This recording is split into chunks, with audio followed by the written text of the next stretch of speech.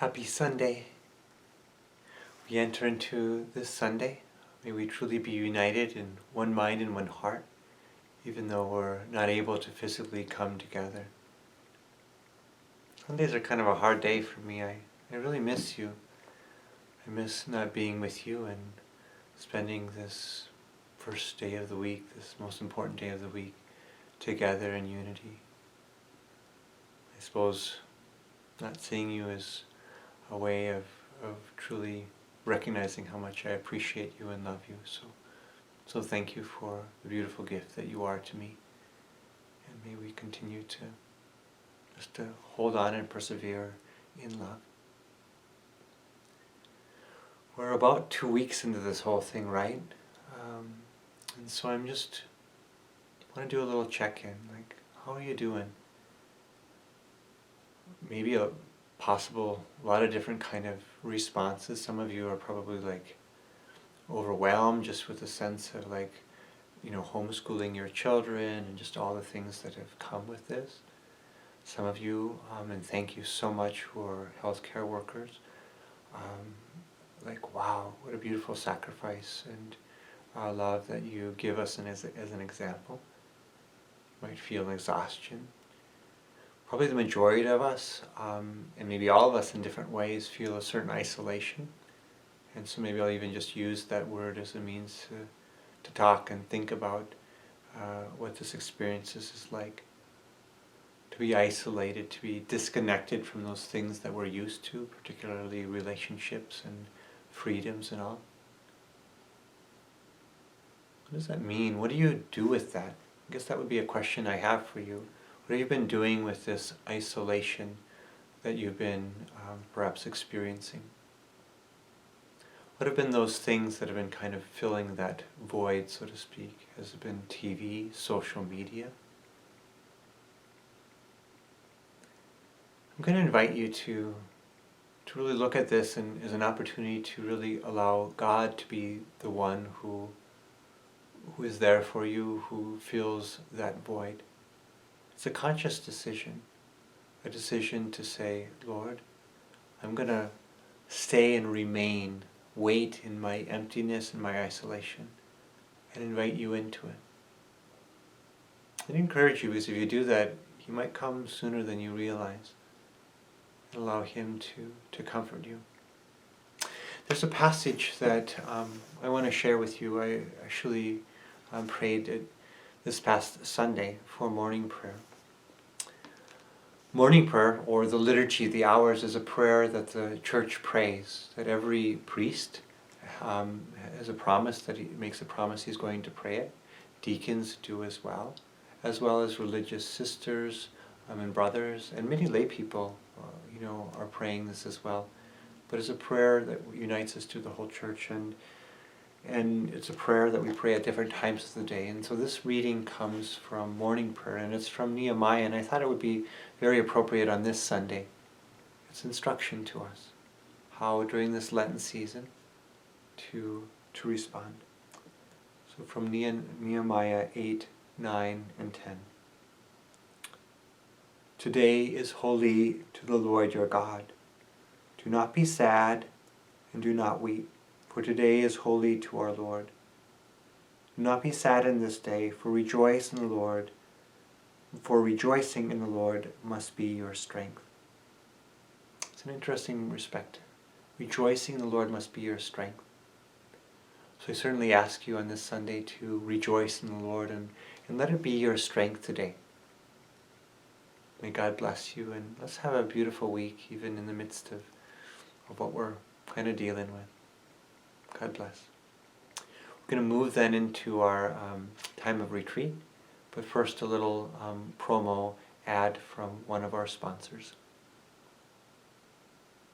What are you doing to fight the coronavirus? Let me share my tips.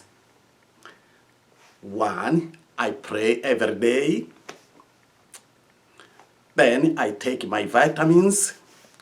And of course, protein-rich grasshoppers. Shop now. They'll go faster. I think faster than toilet paper. Thank you. As we begin today, I think it's important just to do a little check-in, like, how are you doing? At this time in the retreat, it could be possible that you might find yourself distracted and just finding things kind of difficult. Don't worry about it so much. Just continue to stick with it. I also invite you to maybe look a little bit deeper than just kind of what's on the surface. Meaning you might be distracted by children at home or just the worry about what's going on with everything around us. But it could be something more. There really actually could be a sense of resistance within you, meaning a certain sense of like, you're kind of afraid to hear God's voice. Like, what might He say? What might He ask you to do? I don't know. Maybe it's just a fear of like His intimacy, His closeness. Just stay there, lean into that in a sense, and allow the Lord to just kind of break through that. He can do it. He just needs some openness on our part so that He has the freedom from us to love us in that way. I would suspect that others of you are actually enjoying the retreat and doing well, but haven't really sensed that you've heard God at all. I ask you maybe for two things. One is to continue to be attentive, to be striving like, Lord, where are you at? But at the same time, don't be too controlling. That can make it extremely impossible, practically at times, to hear the word of the Lord and Him speak to you. Now, there might be also some of you who actually find this just awesome, and you're actually hearing the Lord in all of this. I encourage you to be attentive to where He is speaking and allow Him to go deeper and deeper in the midst of all of this. As we've been talking about all of these things, maybe you're beginning to notice I always seem to focus on this sense of hearing the Lord and responding and staying with it, doing these repetitions, That's so important, so very important. So I'm going to just share a little bit by example of like how this looks in prayer. I'll just use one of my own examples. I just grabbed one of my journals and flipped a few pages and came up with this passage that I thought maybe would be somewhat helpful to you as just a kind of a learning thing. So we just dive into it. The passage that I was praying with was the flight into Egypt. So at the Nativity, Mary and Joseph and the baby Jesus flew from Israel, right? From this place in Bethlehem where Jesus was born, to Egypt to escape King Herod and his killing and his slaughtering of the innocents. So in this journey, this is where I enter into the prayer.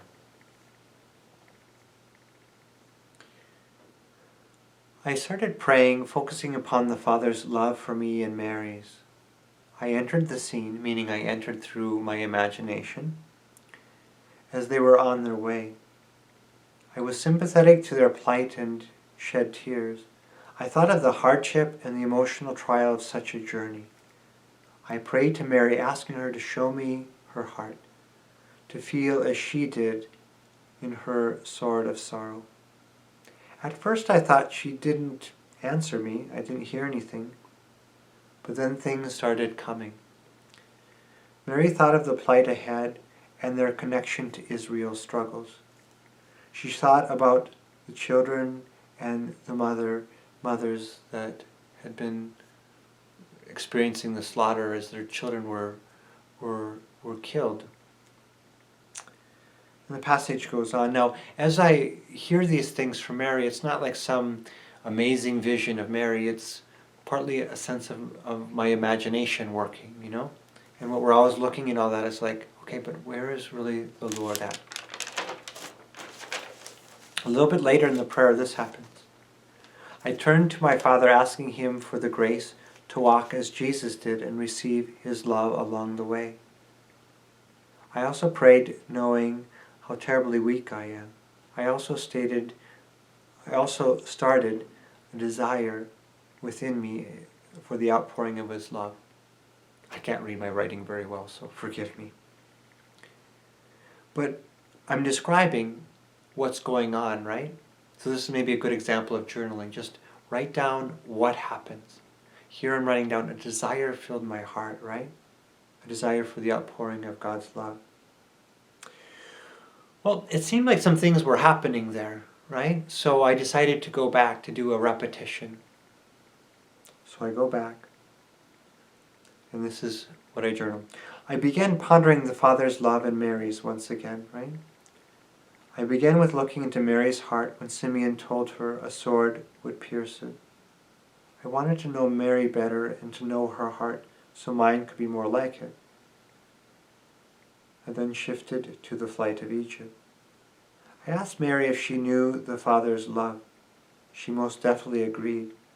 She said she experienced it through the love of Saint Joseph, as well as through his abiding love for her revealed in her experience at the Annunciation.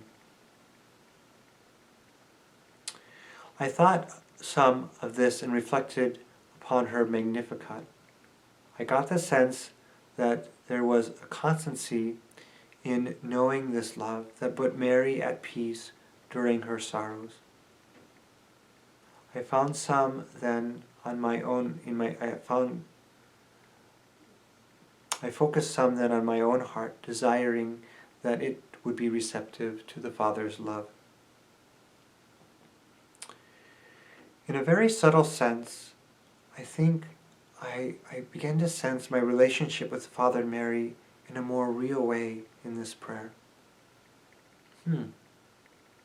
Something's going on. It's not like, fireworks, but something's happening, so I decided to do another repetition on it. So I went back, praying again. Towards the middle of this next prayer, I remember in a significant way of my heart feeling very light. I couldn't tell what it was. It just felt very light. I go on to describe that more and more in terms of what was happening in my heart.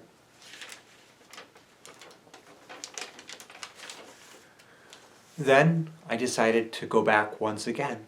This is like now the third or fourth time, right? See how that works? If you notice the Lord working, just continue to go. And this is, by far the most profound sense of the Lord stirring. So as I began to pray more and more, I felt the love of the Father like a heavy blanket or mist upon Mary and Joseph and Jesus. That this abiding love, was present there. It was very strong. I was drawn to the place of my heart near them to absorb this love.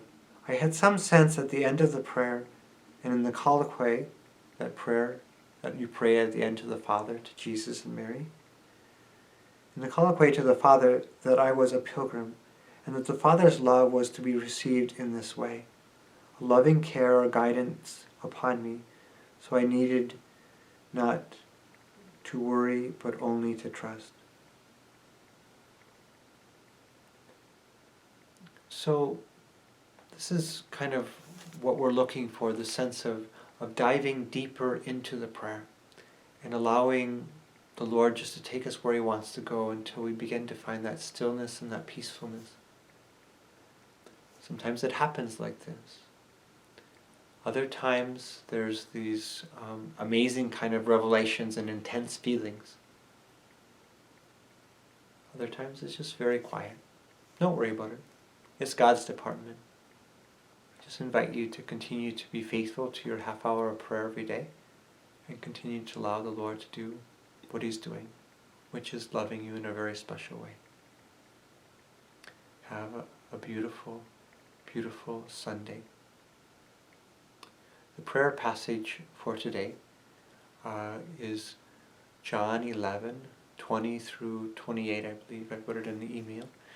And the prayer passage for tomorrow. A great prayer passage, especially if you're struggling with prayer and things, is just to give yourself over to Jesus, and that's in Matthew 11:28 through 30. Matthew 11:28 through 30.